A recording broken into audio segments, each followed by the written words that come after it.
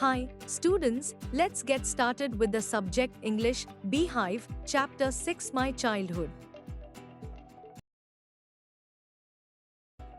Before you read Times, can you think of any scientists who have also been statesmen? APJ Abdul Kalam, whose projects in space, defense and nuclear technology guided India into the 21st century, became our 11th president in 2002.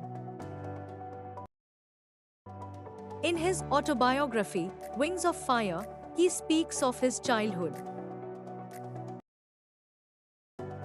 I was born into a middle-class Tamil family in the island town of Rameswaram in the erstwhile Madras state. My father, Jainalabdin, had neither much formal education nor much wealth, despite these disadvantages.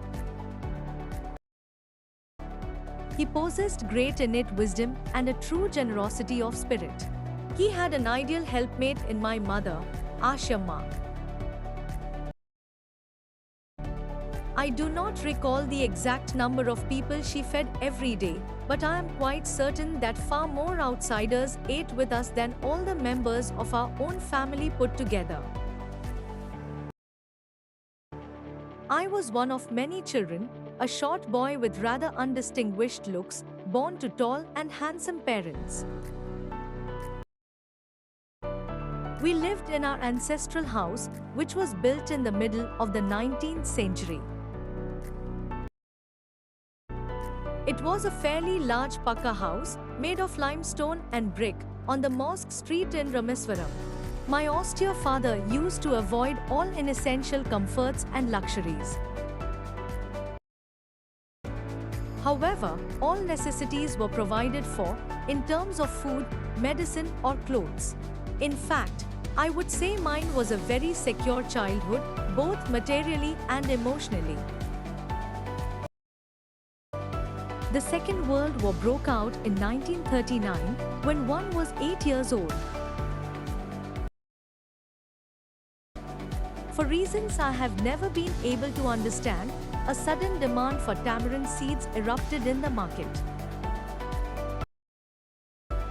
I used to collect the seeds and sell them to a provision shop on Mosque Street. A day's collection would fetch me the princely sum of 1 anna. My brother-in-law Jalaluddin would tell me stories about the war, which I would later attempt to trace in the headlines in Dinmani. Our area, being isolated, was completely unaffected by the war. But soon India was forced to join the Allied forces and something like a state of emergency was declared. The first casualty came in the form of the suspension of the train halt at Rameswaram station. The newspapers now had to be bundled and thrown out from the moving train on the Rameswaram road between Rameswaram and Dhanuskodi. That forced my cousin Samsuddin, who distributed newspapers in Rameswaram, to look for a helping hand to catch the bundles and, as if naturally,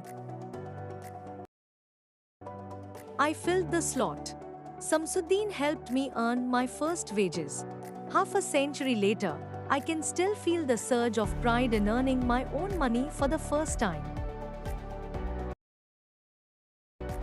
Every child is born with some inherited characteristics into a specific socio-economic and emotional environment and trained in certain ways by figures of authority. I inherited honesty and self-discipline from my father. From my mother, I inherited faith in goodness and deep kindness, and so did my 3 brothers and sister. I had 3 close friends in my childhood, Ramnatha Sastri, Arvindan and Shiv Prakashan. All these boys were from orthodox Hindu Brahman families. As children, none of us ever felt any difference amongst ourselves because of our religious differences and upbringing. In fact, Ramnatha Sastri was the son of Pakshi Lakshman Sastri, the high priest of the Rameswaram temple. Later, he took over the priesthood of the Rameswaram temple from his father. Arvindan went into the business of arranging transport for visiting pilgrims, and Shiv Prakashan became a catering contractor for the Southern Railways. During the annual Sri Sita Rama Kalyanam ceremony, our family used to arrange boats with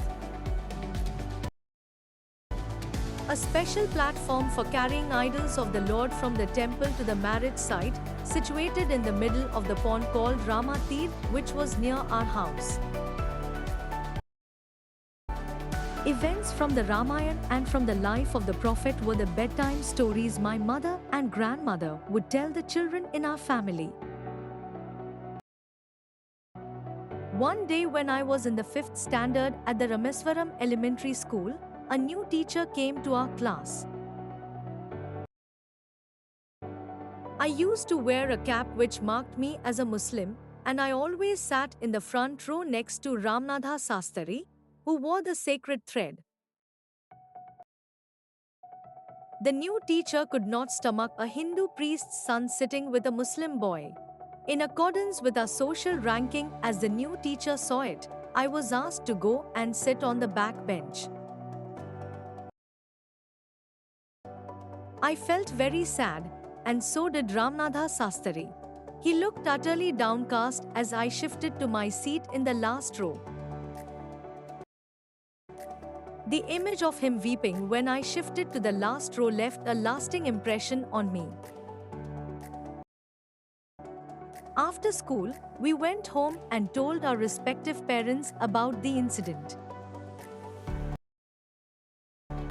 Lakshman Sastri summoned the teacher and, in our presence, told the teacher that he should not spread the poison of social inequality and communal intolerance in the minds of innocent children.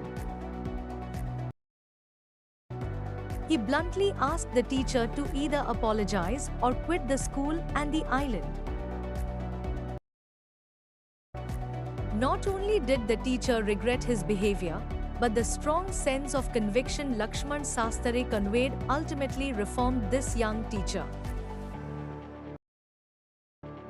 On the whole, the small society of Rameswaram was very rigid in terms of the segregation of different social groups. However, my science teacher Shiv Subramanya Iyer, though an orthodox Brahmin with a very conservative wife, was something of a rebel. He did his best to break social barriers so that people from varying backgrounds could mingle easily. He used to spend hours with me and would say, "Kalam, I want you to develop so that you are on par with the highly educated people of the big cities." One day, he invited me to his home for a meal. His wife was horrified at the idea of a Muslim boy being invited to dine in her ritually pure kitchen. She refused to serve me in her kitchen. Shiv Subramanya Iyer was not perturbed, nor did he get angry with his wife, but instead served me with his own hands and sat down beside me to eat his meal. His wife watched us from behind the kitchen door. I wondered whether she had observed any difference in the way I ate rice, drank water, or cleaned the floor after the meal. When I was leaving his house, Shiv Subramanya Iyer invited me to join him for dinner again the next weekend. Observing my hesitation, he told me not to get upset, saying, "Once you decide to change the system, such problems have to be confronted." When I visited his house the next week, Shiv Subramanya Iyer's wife took me inside her kitchen and served me food with her own hands. Then the Second World War was over and India's freedom was imminent. Indians will build their own India, declared Gandhiji. The whole country was filled with an unprecedented optimism. I asked asked my father for permission to leave Rameswaram and study at the district headquarters in Ramnathpuram. He told me as if thinking aloud, "Abul, I know you have to go away to grow. Does the seagull not fly across the sun, alone and without a nest?" He quoted Khalil Gibran to my hesitant mother, "Your children are not your children. They are the sons and daughters of life's longing for itself. They come through you but not from you. You may give them your love but not your thoughts, for they have their own thoughts." Thanks for watching.